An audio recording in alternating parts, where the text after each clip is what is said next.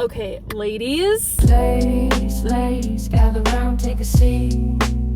Serena's gonna tell you all about following your dreams. She's got the tea, she's got the scoop. Ladies, this is for my girls. This weekend I went on a trip to a conference in Dallas, and the entire premise of the conference was how to build your dreams. How to build your dreams, okay? At first I kind of took it of like, oh, this is gonna be motivational, inspirational, whatever. No, bitch, time to build our dreams. I feel like I have a whole new perspective, okay? Because the conference is run by this lady. You know what? Was it giving culty vibes a little bit? Sometimes. I'm trying to look at things from less of an absolute perspective and more of like, okay, some things are good, some things are bad, and most things are a little bit of both, okay? It was a 3-day conference, 9 a.m. to 9 p.m. Very intensive, very emotional. There was like 700 people there, all in this ballroom. There were so many like testimonials about this program that they've built that helps you build your dreams, which, yeah, sounds a little like, okay. But I was very lucky. I got great tickets. I was like front row. I could see this woman. I could look into her eyes. I could feel her spirit. And she basically teaches you how to, kind of the steps of like how to build your dream life. And there's like 4 quadrants, all right? It's health and wellness, your vocation, time and money freedom, and your relationships. And the one that just kept speaking to me was vocation, which until this thing, I was like, where are we going? Where's the vocation? Are we going to Bora Bora? Are we going to Croatia? Where's the vocation? It means your work, like what you do for your job, your work, whatever. And the entire time they were talking about vocation, the question that they ask you, or like any other quadrant, whatever it might be, they're like, what would you love? What would you love? And anytime that you bring up something that you want to do, she says, well, do you love it? And you're like, I love it. I want to share kind of what I learned and experienced, because these things can be applied to anyone's life. Literally, look, I have my booklet. Like I'm in it. Maybe I am in a cult, you guys. Don't worry, I did not sign up for any programs. I did not, join the workshop, whatever. But this weekend, girl, let me tell you, the entire time we were talking about vocation and like what you want to do with your life, my brain was literally just like, YouTube, brother. Like, I always come back to this platform and I love it so much. And like, I turn on the camera and I'm like, let's go. So I just kept thinking of YouTube. And so it was a very inspirational conference. I came back feeling like alive and like, I'm gonna follow my dreams, bitch. And the entire, I think something that she talked about was really like expanding your awareness of what you're capable of, because a lot of times we put ourselves in a box of like, I have only ever done this, so I can only ever do this, when we are capable of so much more. Like what you even think that you're capable of, like 10 times that, and you can do it. And I just need to like continue to stay in that mindset, because I've really been in a very limiting mindset recently, and I've been like doubting my skills and doubting like how smart I am, how qualified I am for certain things. And it's like, quit dumbing yourself down, girl. Like, you are capable of these things. And one of the main tools that she talks about is do what you can where you are with what you have. You know what I have right now? I've got me in this phone. So I'm gonna put a little tuber video up because I love it, okay? What do I love? I love this. I love y'all. But like, outside of the conference, this weekend was so fun. Anyways, I'll get into it. There was a little bit of romance, maybe? A little bit of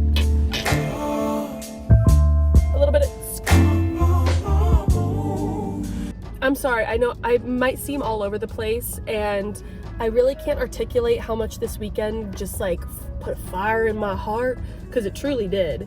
But I would say with like programs like this where they're like, join our program for $50,000 to build your dream, or do this, or have an expansive mindset, bro, be careful, because I get that some people may truly need that in their life and they have the means to do it, but I don't.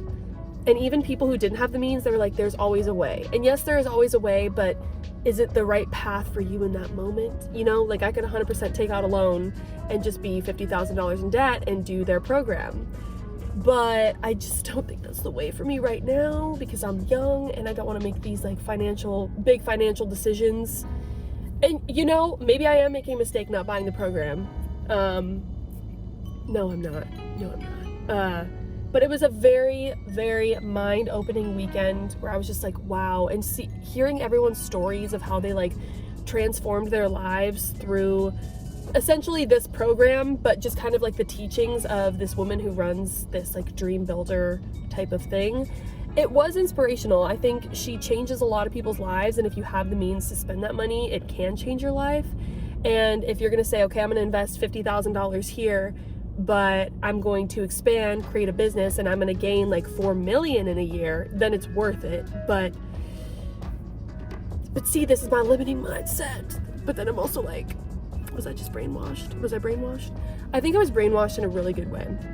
See, like there is good and bad, like things are not absolutes, because then I looked up this program on Reddit, and obviously like Reddit is a breeding ground for like negative energy, negative whatever, so everyone was saying that it was a scam and this and that. But overall, I thought this weekend was transformational for my life personally and a lot of people's lives, because I just really opened my awareness to like what I'm capable of, what I want to do, what excites me. I'm sick of just creating excuses. And that's a big thing we talk about, is all of the paradigms in your life, which is like basically the excuses you use. And my main ones were, I'm tired when I get home from work. I don't want to film. I don't want to edit. I want to relax. Okay, what am I doing when I'm relaxing? I'm just scrolling on social media. It's nothing that's like helpful for my life. Another one is like, oh, I don't want people to judge me when they're watching my videos. If you're judging me watching my video, you're not the type of person that I want to be watching my videos anyway. Like, I don't know. I feel like the people that I resonate with, I feel like the people in my comments and like my girlies, we resonate with each other. So that's the perspective I need to look at, is like, I'm not making this content for everyone. I'm making it for y'all, my people. One of the biggest things that kept sitting with me this weekend was having a higher vibration, okay? And I'm not religious, but I'm spiritual. I do believe that when we die, I do believe there's a universal power or a energy that we all come from. I don't think it's like a god or a man like figure. And so I strongly believe that it's like an energy and that we're all connected and that we're all one. And I was watching a Theo Vaughn podcast, and he interviewed this guy who was like a near-death experience scientist or researcher, and it was life-changing. I'm not gonna lie, because after that podcast, it gave me so much peace as to what happens after we die, because it's the closest thing to like scientific research we have of what happens after you die. And everyone, no matter their geographical location, their race, their ethnicity, their religion, whatever, had the same exact experience when they nearly died. And it just gave me so much peace, because I was like, we literally are all connected. Like, when we die, we're all going into like this one energy universe, whatever it might be. And so it gave me a lot of peace. So that's kind of what I look to as like my spiritual higher being. And this weekend, that was kind of one of the things, is that you kind of have to tap into that higher being, that higher power, to have like a little bit of faith in a weird way, of not weird, but having faith in a way that, you know, the things that you are capable of are bigger than you. And yeah, do I sound like I'm manic? But I just have so much, and I wanted like everyone in my life, like all my girlfriends, all my family, to be there and listen to this, because it just filled me with fire I can't explain. One of the things we talked about too was like, where is the discontent in your life, and like why are you letting it continue to happen? Or like, where are you unhappy, and like why are you letting it continue to fester? And I think the main thing is that I'm not creating content. I'm not putting things out on the tube because I either don't know what to post, or I'm so consumed with the idea of like, I should post what I know people are going to click on. You know what I know people are going to click on is some sort of weight loss thing, like Fat Serena, how I got skinny in this amount of time. You don't know people aren't going to click on? My obsession with Heath Ledger. But I still made it because it is what it is. And I was talking to one of the ladies there, and I told her that was kind of my main like paradigm, is I'm like, okay, I want to post, and I know that I like really enjoy creating content where I'm just talking to you guys about like my life experiences, my experiences out here in Arizona where it's toasty woasty. And I told her that my main like paradigm was, do I post what I know is going to get views, or do I post what I want to post? And she said, when you post what you want to post and what feels most authentic to you, you are vibrating at a higher frequency, and that energy will draw the right people and you will get the views that you want. And I was like, bars. I want to connect more with you guys on the things that I'm experiencing, because I know that a lot of you are going through the same things, and I just want to share life. I want to share love. But it was just a transformational weekend. I want to get into the tea with the, okay, my phone overheated, so I need to keep this girl down here where she stays nice and cool and she's not freaking out having a little heat strokey wokey. I have some advice for the girlies when it comes to relationships, especially romantic ones, because I had a moment of enlightenment when I was there. And something about what that lady said about like vibrating at a higher frequency, whoo, she got me. It sounds so simple, but it hit so hard, because last month my friend Nadia warned me. She was like, listen, Mercury is in retrograde, and for Aries, I think it was last month, I don't know, for Aries, this means that a lot of your past lovers are going to come back into your life. Let me tell you, the universe was not messing around, because every single man that I have had a situation with or some sort of romantic relationship with came back into my life. We're opening the door because shit's getting serious. It was kind of unsettling, whether it was them randomly texting me again, or running into them at a concert, or running into them and their girlfriend at a coffee shop. It was like every single one. So in my mind, I was thinking, okay, I think the universe is trying to tell me, like, we're about to go back to one of them. Like, maybe I made a mistake when either if I cut ties with one of them or whether they broke it off, maybe this is the universe trying to bring us back together. And essentially nothing ever ended up happening with any of them that like came back into my life. And I was like, what was the point of that? Like, I kept trying to think of like, what was the point of having all these instances of them coming back into my life? And after hearing that lady say that, I realized the universe is making sure nothing happens there. So maybe it was a way for me to like see them, have those feelings again, and then realize this wasn't meant to be. In the moment I wanted it to be with some of them, but I realized that these guys that I was so hung up over, that over the past couple of years that I had like a situation with or whatever, if I were to end up with any of them again, I would not be able to operate at a higher frequency, because they didn't push me, they didn't stimulate my mind or my spirit. Like, they didn't give me that like zest for life, you know what I mean? Like, yes, they were hot and they were like nice to hook up with or whatever, but they didn't feed my brain and my soul like I needed it to be fed. You know what I mean? If I want to operate at this higher frequency, I can't keep going back to these guys who literally could care less if I got hit by a bus. Like, even the bartender that I was like in love with in the last video, yes, there were all these instances where we were brought together, but nothing ever happened, and that's probably a good thing, because be realistic. Like, what would my life be like if I had a situationship or a relationship with a bartender who works at like one of the biggest nightclubs in Old Town? His hours are like 6 to 2 a.m. He works on the weekends, and my hours are Monday through Friday, 7 to 4. Like, our schedules don't align, and just being in that environment all the time, I don't know if it doesn't stimulate your brain in a great way. So like, if they're always in that environment, like, what are they doing outside of that to like stimulate their brain? And one of the other guys that I was like hung up over for a while, that I literally ran into him and his girlfriend, he was terrible to me. we were seeing each other for like 3 months, and then he ended up going home for like vacation or something and asked if I could watch his cat. I watched his cat for a week, and he came back, got the cat, never heard from him again, completely ghosted. So he didn't treat me well, and like it was not a good, I remember the feeling of when I was in it, and it was exciting and kind of like whatever, but he was unpredictable, so like it wasn't good for my soul. So ladies, if there is a guy that you cannot get out of your brain, but like it just didn't work out, and it's not working out, and the universe is not bringing you together, thank the universe, because they are not operating on the level or the frequency that you are at, and they are not meant for you. They are not meant for you. If they were meant for you, they would be in your life right now.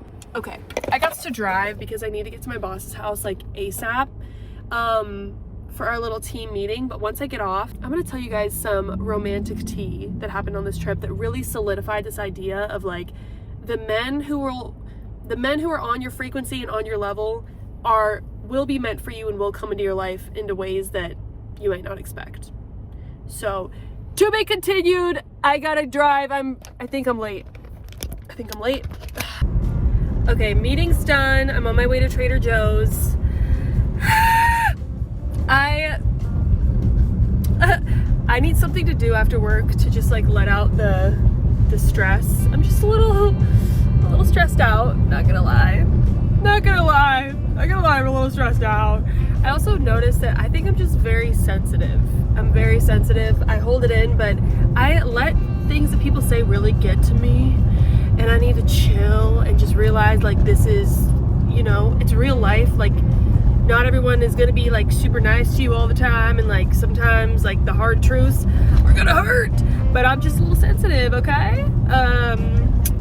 Yeah, we're just going through a little transition period here. I'm a little nervous for what's to come, but what you gonna do? Take it day by day, do what you can, what you have, whatever that girl said.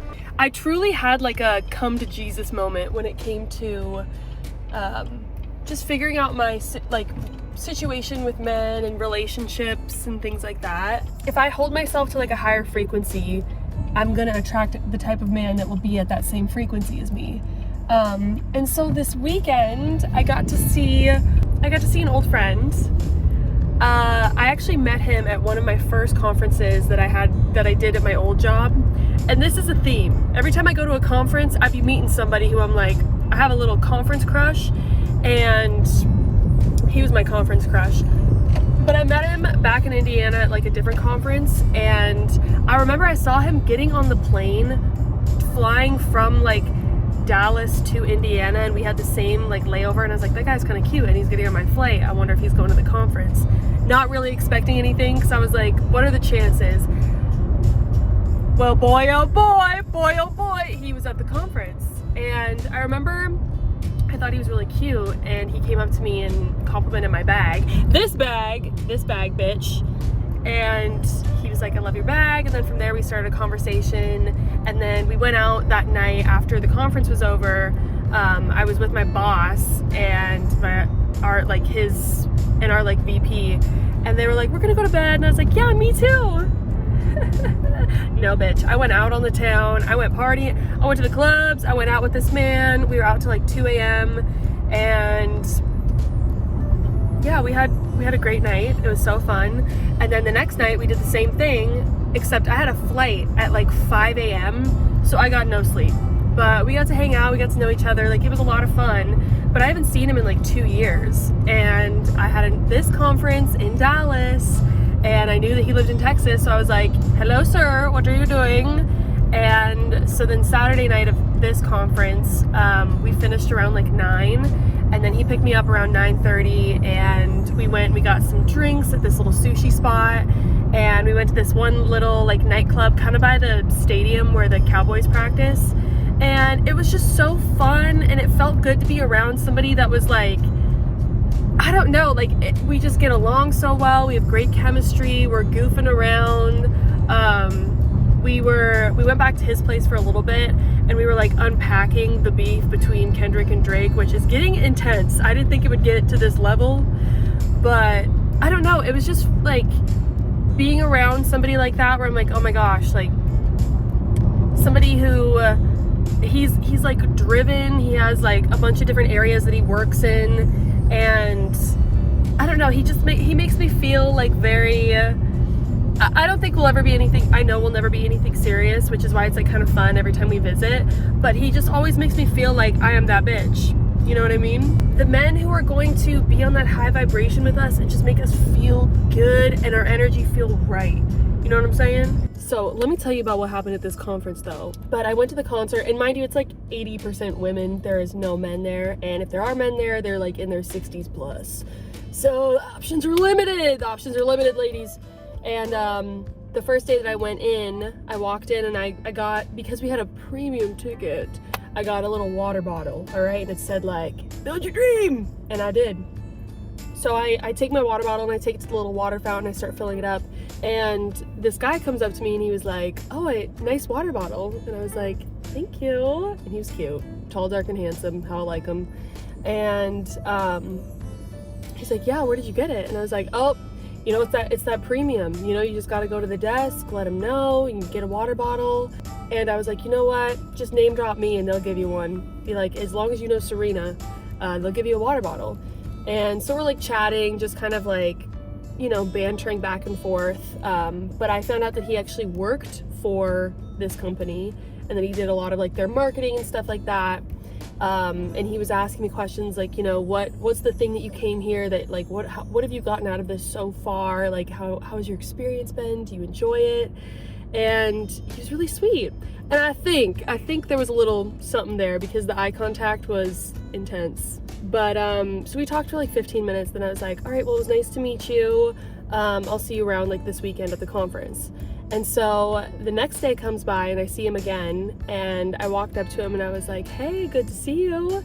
And we just kind of got into it, and he was asking me like very specific questions about my like dreams, aspirations, which most men I feel like aren't even listening when you're asking them a question. So he was asked, like, I was kind of telling him about the whole YouTube thing, and I was very appreciative that this man was like taking the time to ask me like very specific questions about my goals.